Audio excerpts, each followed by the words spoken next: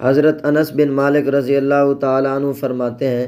کہ حضور اقدس صلی اللہ علیہ وسلم نہ بہت لمبے قد کے تھے، نہ پستہ قد یعنی جس کو ٹھگنا کہتے ہیں، بلکہ آپ صلی اللہ علیہ وسلم کا قد مبارک درمیانہ تھا، اور نیز رنگ کے اعتبار سے آپ صلی اللہ علیہ وسلم نہ بالکل سفید تھے چونا کی طرح،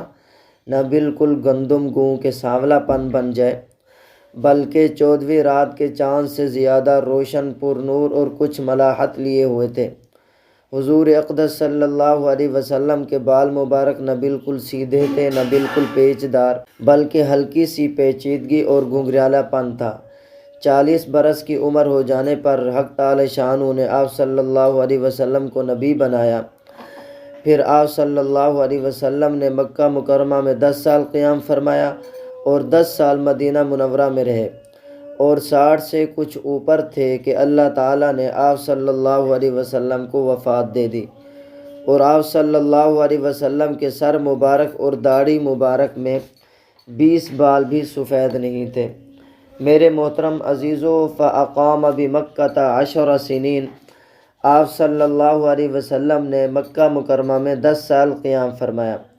جبکہ دوسری روایت میں ہے کہ آپ صلی اللہ علیہ وسلم نے مکہ مکرمہ میں 13 سال قیام فرمایا۔ تو اس روایت میں راوی نے قصر کو گرا دیا ہے۔ یہ یوں ہوا کہ نبوت آپ صلی اللہ علیہ وسلم کو ملی تو 3 سال مخفی طور پر آپ صلی اللہ علیہ وسلم تبلیغ کرتے رہے، پھر اس کے بعد رسالت ملی، تو راوی نے ان 3 سالوں کو شمار نہیں کیا جو فترت وحی کا زمانہ گزرا ہے۔ وبالمدینۃ 10 سنین، یعنی ہجرت کے بعد آپ صلی اللہ علیہ وسلم مدینہ منورہ میں 10 سال مقیم رہے۔ آپ صلی اللہ علیہ وسلم نے مکہ مکرمہ سے یوم الاثنین یا یوم الخمیس ہجرت کی، اور آپ صلی اللہ علیہ وسلم کے ساتھ حضرت ابو بکر صدیق رضی اللہ تعالی عنہ تھے، اور جب آپ صلی اللہ علیہ وسلم مدینہ منورہ میں داخل ہوئے تو وہ بھی یوم الاثنین یعنی پیر کا دن تھا، اور ربیع الاول کے 12 دن گزر چکے تھے۔ آپ صلی اللہ علیہ وسلم نے قباء میں 24 دن قیام کیا، اور اسلام کی سب سے پہلی مسجد قباء کی بنیاد رکھی۔ پھر آپ صلی اللہ علیہ وسلم وہاں سے چلے، راستہ ہی میں جمعہ کا دن آ گیا تو آپ صلی اللہ علیہ وسلم نے محلہ بنی سالم میں نماز جمعہ پڑھائی، اور اسی جگہ آج مشہور مسجد جمعہ کے نام سے بھی مشہور و معروف مسجد موجود ہے۔ پھر آپ صلی اللہ علیہ وسلم اپنی اونٹنی کی طرف متوجہ ہوئے، اور اس پر سوار ہو کر آپ صلی اللہ علیہ وسلم نے اونٹنی کی مہار کو ڈھیلا چھوڑ دیا۔ بہت لوگ آپ کے ارد گرد پروانوں کی طرح جمع ہو گئے۔ ہر ایک کی دلی خواہش اور تمنا یہ تھی کہ حضور اقدس صلی اللہ علیہ وسلم ہمارے ہاں قیام فرمائیں، تاکہ ہمارا گھر آپ صلی اللہ علیہ وسلم کی آمد سے بابرکت ہو جائے۔ اور لوگ آپ صلی اللہ علیہ وسلم کی اونٹنی کی مہار پکڑنے کی کوشش کرتے تو آپ صلی اللہ علیہ وسلم نے فرمایا، خلوا سبیلہا فإنہا مأمورہ، اس کا راستہ چھوڑ دو، اس کو اللہ جل شانہ کی طرف سے حکم دیا گیا ہے، جہاں اللہ کا حکم ہوگا یہ وہیں بیٹھے گی۔ بہرحال وہ اونٹنی چل رہی تھی، کبھی دائیں اور کبھی بائیں دیکھتی، یہاں تک کہ وہ مسجد کے دروازے کی جگہ پر بیٹھ گئی، پھر اٹھ کر وہاں سے چل پڑی، چلتے چلتے یہاں تک کہ حضرت ابو ایوب انصاری رضی اللہ تعالیٰ عنہ کے گھر کے دروازے کے پاس آ کر بیٹھ گئی، پھر کھڑی ہوئی اور تھوڑا سا چل کر پھر اسی یعنی پہلے والی جگہ پر آ کر دوبارہ بیٹھ گئی اور اپنی گردن زمین پر ڈال دی۔ تو آپ علیہ الصلاۃ والسلام اونٹنی سے نیچے اترے اور حضرت ابو ایوب انصاری رضی اللہ تعالیٰ عنہ کے پاس تقریباً 7 ماہ تک قیام فرمایا۔ وَتَوَفَّاهُ اللَّهُ تَعَالَى عَلَى رَأْسِ 60 سنہ، آپ علیہ الصلاۃ والسلام کے مرض کی ابتدا صفر المظفر کے آخر سے ہوئی، اور آپ صلی اللہ علیہ وسلم تقریباً 13 دن علیل رہے۔ اللہ تعالیٰ نے آپ صلی اللہ علیہ وسلم کو اختیار دیا تھا کہ اگر آپ دنیا میں رہنا چاہتے ہیں اور دنیا کی جو نعمت چاہیں اللہ تعالیٰ آپ کو عطا فرما دے گا، اور اگر آپ آخرت کو اختیار کرنا چاہتے ہیں تو وہ بھی آپ کو اختیار ہے۔ چنانچہ آپ علیہ الصلاۃ والسلام نے آخرت کو اپنا لیا، اور اس بات کا آپ صلی اللہ علیہ وسلم نے منبر پر یوں اعلان فرمایا، جس کے راوی حضرت ابو سعید خدری رضی اللہ تعالیٰ عنہ وہ بیان کرتے ہیں کہ ایک دفعہ حضور اقدس صلی اللہ علیہ وسلم منبر پر جلوہ افروز ہوئے۔ آپ صلی اللہ علیہ وسلم نے فرمایا کہ اپنے ایک نیک بندے کو اللہ تعالیٰ نے اختیار دیا کہ وہ دنیا کی نعمتوں میں سے جو وہ چاہے اسے اپنے لیے پسند کر لے، یا جو اللہ کے یہاں یعنی آخرت میں اسے پسند کر لے۔ اس بندے نے اللہ کے ہاں ملنے والی چیز کو پسند کر لیا۔ اس پر حضرت ابو بکر صدیق رضی اللہ تعالی عنہ رونے لگے اور عرض کیا، فدیناک بآبائنا و امہاتنا، ہمارے ماں باپ آپ صلی اللہ علیہ وسلم پر فدا ہوں۔ حضرت ابو سعید خدری رضی اللہ تعالی عنہ کہتے ہیں، ہمیں حضرت ابو بکر صدیق رضی اللہ تعالی عنہ کے اس رونے پر حیرت و تعجب ہوئے۔ بعض لوگ کہنے لگے کہ اس بزرگ کو دیکھیے، نبی اکرم صلی اللہ علیہ وسلم تو ایک عبد کے متعلق خبر دے رہے ہیں کہ جسے اللہ تعالیٰ نے دنیا کی نعمتوں اور جو اللہ کے پاس ہے اس میں سے کسی کو پسند کرنے کا اختیار دیا تھا، اور یہ کہہ رہے ہیں کہ ہمارے ماں باپ آپ صلی اللہ علیہ وسلم پر فدا ہوں، لیکن رسول اللہ صلی اللہ علیہ وسلم ہی کو ان دو چیزوں میں سے ایک کا اختیار دیا گیا، اور حضرت ابو بکر صدیق رضی اللہ تعالی عنہ ہم تمام صحابہ میں سب سے زیادہ جاننے والے اور اس سے واقف تھے۔ آپ صلی اللہ علیہ وسلم نے فرمایا، ان من امن الناس علی فی صحبتہ ومالہ ابا بکر ولو کنت متخذا خلیلا من امتی لاتخذت ابا بکر الا خلۃ الاسلام لا یبقین فی المسجد خوخۃ الا خوخۃ ابی بکر، کہ بے شک لوگوں سب سے زیادہ اپنی صحبت اور مال کے ذریعے مجھ پر احسان کرنے والے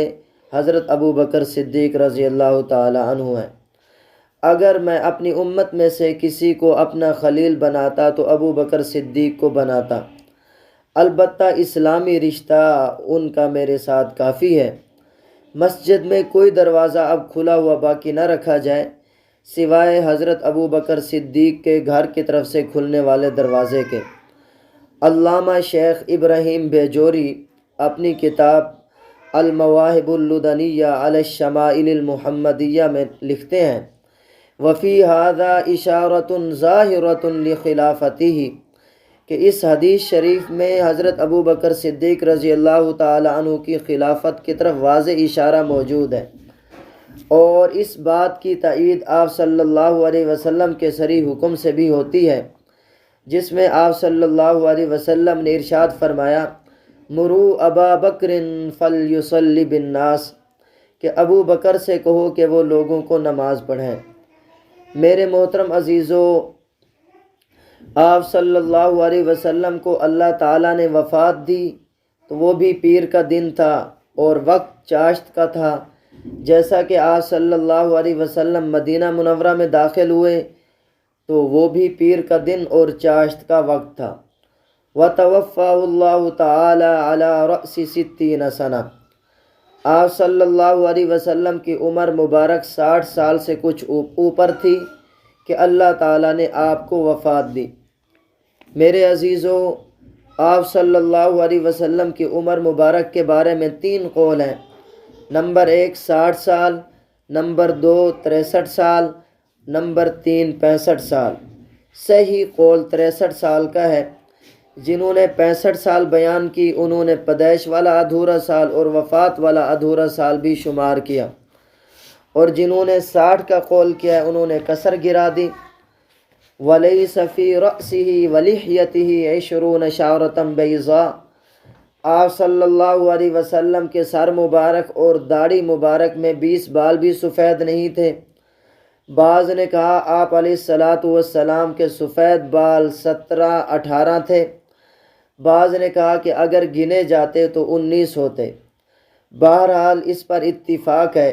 کہ 20 سے زیادہ سفید بال نہیں تھے،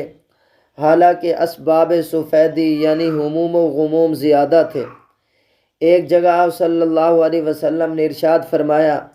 شیبتنی ہود والواقعۃ والمرسلات وعما یتساءلون، کہ مجھے سورہ ہود، واقعہ، مرسلات اور عما یتساءلون نے بوڑھا کر دیا۔ علامہ الشیخ ابراہیم بیجوری اپنی کتاب المواہب اللدنیہ علی الشمائل المحمدیہ میں لکھتے ہیں کہ آپ صلی اللہ علیہ وسلم کے زیادہ بال سفید کیوں نہیں ہوئے؟ وسبب قلت شیبہ صلی اللہ علیہ وسلم انہ شین